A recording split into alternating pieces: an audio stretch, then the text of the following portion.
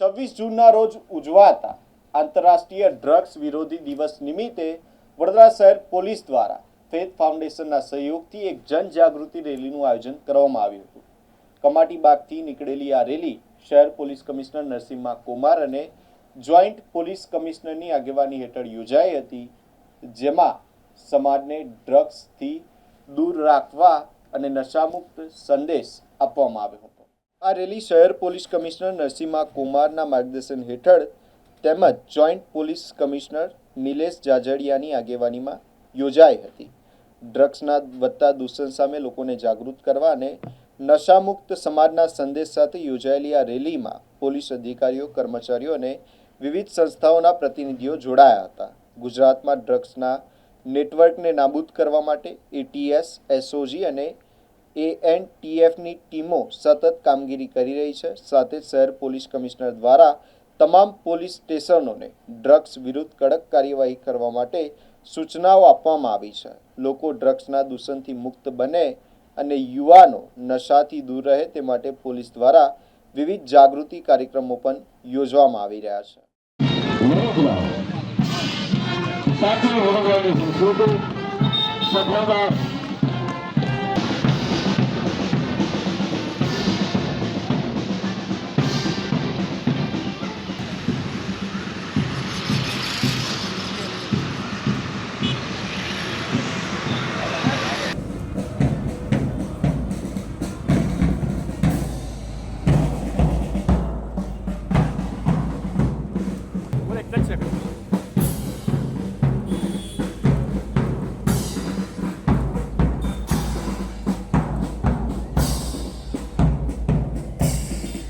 છવ્વીસ જૂન international day against drugs તરીકે ઉજવવામાં આવે છે, પરંતુ આજે 23 જૂને વડોદરા શહેર પોલીસ અને ફેથ ફાઉન્ડેશનના સંયુક્ત ઉપક્રમે એક આ જનજાગૃતિ કાર્યક્રમનું આયોજન કરવામાં આવ્યું છે।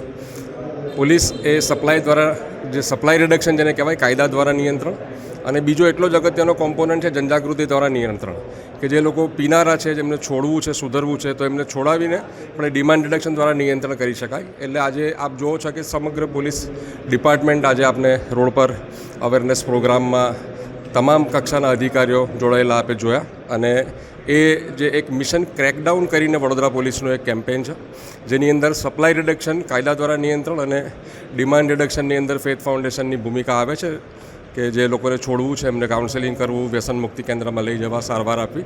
એટલે આ બંને તરફથી એક આ મિશન ક્રેકડાઉનનો પ્રયત્ન છે કે વડોદરાની અંદર ડ્રગ એબ્યુઝના ઇન્સિડન્સીસ ઘટે અને તો આ જે ડ્રગ્સનું જે પ્રિવિલન્સ છે એ કંટ્રોલમાં આવે। આજે drug awareness day, anti drug awareness day છે। આમ તો 26 તારીખે છે, પણ એ દિવસે ધાર્મિક તહેવાર અને બંદોબસ્ત હોય એટલે પોલીસ ફ્રી નથી હોવાની, એટલે આજે આ ડ્રગ વિરોધી દિવસના અવેરનેસ કાર્યક્રમનું આયોજન કરવામાં આવેલું છે। આપ જેમ જાણો છો એમ મોટી સંખ્યામાં પોલીસ કર્મચારીઓ અને વડોદરા શહેરના નાગરિકોએ એન્ટી ડ્રગ માર્ચમાં ભાગ લીધો। ત્યારબાદ એ માર્ચ બાદ અત્યારે આ જે ઓડિટોરિયમ છે MS યુનિવર્સિટીનું, એમાં ડ્રગ અવેરનેસ કાર્યક્રમ પણ રાખવામાં આવેલો છે। આપ જાણો છો એમ એક ડ્રગ્સનું જે દૂષણ છે એક ખૂબ મોટી ચેલેન્જ છે। એ ખાલી એક સિક્યુરિટી ચેલેન્જ જ નથી, એન્ફોર્સમેન્ટની ચેલેન્જ પણ ખાલી ચેલેન્જ નથી, એક સામાજિક બહુ મોટો પ્રશ્ન છે, અને સાથે સાથે દેશની સુરક્ષા સાથે પણ સંકળાયેલો આ પ્રશ્ન છે। ડ્રગ્સના દૂષણને કોઈ પણ સંજોગોમાં ડામી દેવું જરૂરી છે। રાજ્ય સરકાર અને કેન્દ્ર સરકારનો પણ ખૂબ કડક અભિગમ આની બાબતે રહેલો છે। આપ જાણો છો એમ ઓર્ગેનાઇઝેશનલ ચેન્જીસ કરવામાં આવ્યા છે, એટીએસને ખૂબ સુદૃઢ કરવામાં આવી છે, દરેક શહેર અને જિલ્લામાં એસઓજીને સુદૃઢ કરવામાં આવી છે। સાથે સાથે આપને જાણ છે એ પ્રમાણે તાજેતરમાં એએનટીએફ, એન્ટી નાર્કોટિક ટાસ્ક ફોર્સનું પણ ગઠન કરવામાં આવ્યું છે, અને પોલીસ સ્ટેશન્સના પણ એમને પાવર્સ આપવામાં આવ્યા છે। એટલે આ ઓર્ગેનાઇઝેશનલ ચેન્જીસ પણ મોટા પાયે કરવામાં આવ્યા છે।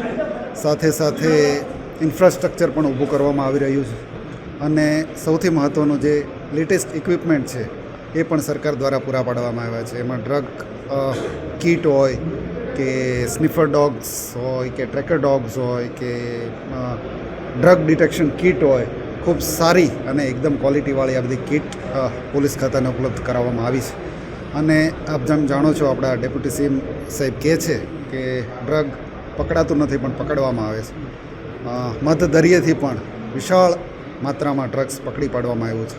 આની પહેલાં હું કોસ્ટલ સિક્યુરિટીમાં ડીઆઈજી તરીકે કામ કરતો હતો અને ત્યારબાદ જુનાગઢ રેન્જમાં, તો અમે પણ હેરોઇનના મોટા મોટા કેસો કર્યા છે અને એમાં જે પ્રોફિટ માર્જિન છે થાઉઝન્ડ્સ ઓફ ટાઈમ્સ છે, જે સ્ટ્રીટ વેલ્યુ આપણે ડ્રગની કહીએ.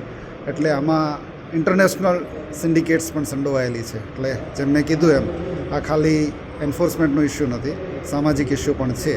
એટલે હોલ ઓફ ગવર્મેન્ટ નહીં, હોલ ઓફ સોસાયટી એપ્રોચની જરૂર છે અને એના જ ભાગરૂપે આજે આપણે આ અવેરનેસ કાર્યક્રમનું આયોજન કરેલું છે.